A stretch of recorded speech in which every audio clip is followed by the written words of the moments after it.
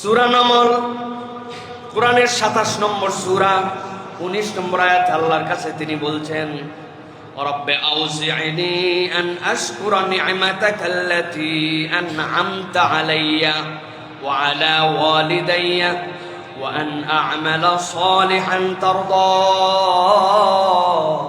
ও আমার আল্লাহ, তোমার কাছে আমি প্রথম যেইটা চাই, তুমি আমাকে এমন একটা শক্তি দাও, আউজি'নি, আমাকে এমন একটা ক্ষমতা দাও। কি জন্য?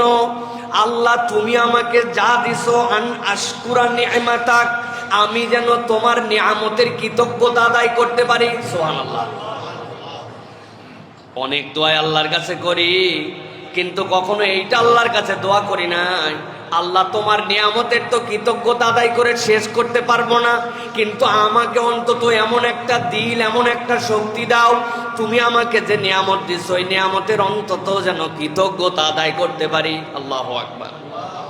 এইটা একটা বোধের জায়গা, এইটা একটা ভালো লাগার জায়গা। আপনি আল্লাহর নিয়ামত যদি কল্পনা না করেন তাহলে মাথার মধ্যে নিতে পারবেন না, এটা একটা ভিন্ন শক্তি।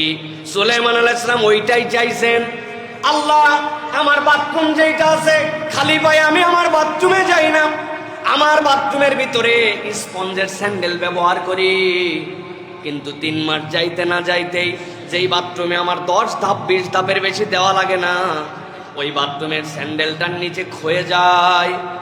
ওই ছোট্ট ছোট্ট যেই ফিতাগুলি পায়ের নিচে কষ্ট দেয়, ওইটা স্লিপারি হয়ে যায়।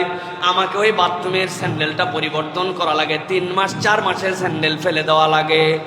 নিজের বাথরুমের ভিতরে যেখানে 10-20 ধাপও হাঁটার সুযোগ নাই, পড়লাম, ওয়াশরুম সারলাম, গোসল করলাম, বেরোয় আসলাম। কিন্তু রব্বুল আলামিন ওই যে আমি মায়ের পেটের থেকে হওয়ার পরে হাঁটতে শুরু করলাম, আজকে আমার বয়স 30 বছর, 40, 50, 60, আমি আমার পায়ের নিচে যে জুতা দেই, জুতার হার হচ্ছে সারাদিনে 10%, বাকি 90% খালি পায়ে থাকি। পুরা বাড়িতে খালি পায়ে ঘুরি, মসজিদে খালি পায়ে আসি, যেখান থেকে বের হয় খালি পায়ে যাই, বিছানায় খালি পায়ে উঠি, সব জায়গায় আমার পা খোলা। রব 3 মাসে যদি বাথরুমের ভিতরে জুতার তলা খোয়া যায়, তাইলে তো আমার পায়ের তলা খোয়া আমার কোমর পর্যন্ত অন্তত পক্ষে খোয়া যাওয়ার কথা, কারো কারো কাল্লা পর্যন্ত। রব তুমি কিভাবে বানাইলা? আমার পায়ের নিচের পায়ের জুতা খোয়ায়, কিন্তু আমার পায়ের নিচের চামড়া তো আমার শেষ হয়ে গেল না। রব আমি তোমার কাছে এমন একটা ক্ষমতা চাই, আউজি'নি আন আশকুরা নি'মাতাকাল্লাতী আন'আমতা আলাইয়া, তুমি আমার প্রতি যে নিয়ামত দিয়েছো ওই নিয়ামতের কৃতজ্ঞতা আদায় করার মতো আমাকে একটা শক্তি দাও। এইটাই দোয়া। সুবহানাল্লাহ। কৃতজ্ঞতা কি করব সেটা পরে, ওইটা আদায় করার মতো একটা শক্তি দাও, একটা বুঝ দাও, একটা বিবেক দাও, একটা জ্ঞান দাও। আমি তো তোমার নিয়ামতই দেখতে পাই না। আল্লাহ রাব্বুল আলামিন আপনার জন্য ওই মায়ের পেটের থেকে হওয়ার পরে দাঁত উঠায় দিলেন, তাই তো না? মায়ের পেটের থেকে হওয়ার পর তো দাঁত উঠে গেল, বলতেছেন যে 1 বছর যখন খাবার উপযুক্ত, ওই সময় দাঁত আল্লাহ যখন লাগবে তখন উঠাইলেন। ওই মায়ের পেটের থেকে হওয়ার পরের থেকে বাচ্চার আঙুলের নখ ফালায় দিচ্ছে, নখ বড় হয়ে গেলে মুখের মধ্যে খোসা লাগায় বাচ্চা, দাঁত ফেলে দেয়, এই জন্য নখগুলা ফেলে দিতে হয়।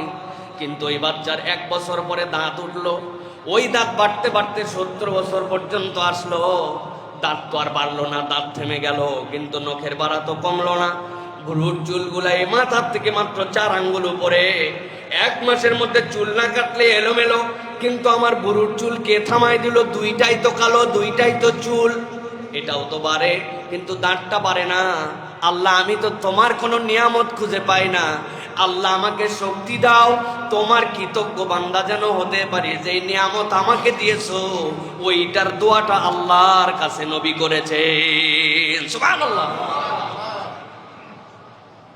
এরপর আল্লাহ রাব্বুল আমিনের কাছে তিনি দোয়া করতেছেন, ওয়া আন আ'মালা সালিহান তারদা, এমন একটা আমল করার তৌফিক দাও যেই আমলে তুমি আল্লাহ খুশি হয়ে যাও।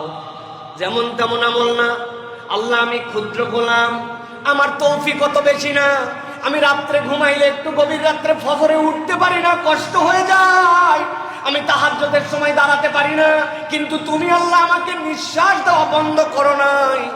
আল্লাহ আমি অক্ষম, বড় দুর্বল, কিন্তু পয়গম্বর দোয়া করতেছেন এমন ইবাদত করার তৌফিক দাও যে ইবাদতে তুমি আল্লাহ খুশি হয়ে যাও। সুবহানাল্লাহ, কামনা দেখেন আল্লাহর কাছে। এরপরে তিনি দোয়া করতেছেন ওয়াদখিলনি বিরহমাতিক। আল্লাহ আর একটা ছোট্ট ফরিয়াদ দেই, এই গোলামকে তোমার রহমতের ভিতরে ঢুকায়া নাও। সুবহানাল্লাহ, আমি তোমার রহমতের বাহিরে থাকতে চাই না, তোমার দয়ার ভিতরে আমাকে ঢুকায় নাও। আল্লাহ রাব্বুল আমিনের কাছে বলতেছেন এরপরে, আর যেমন তেমন রহমতের মধ্যে না, ফি ইবাদিকাস সলিহিন, তোমার নেককার বান্দারা যে রহমতের মধ্যে ঢুকে সফল হয়ে গেছে, আমি পরীক্ষামূলক জীবন চাই না, আমি নেককারদের ভিতরে ঢুকে যেতে চাই। সুবহানাল্লাহ।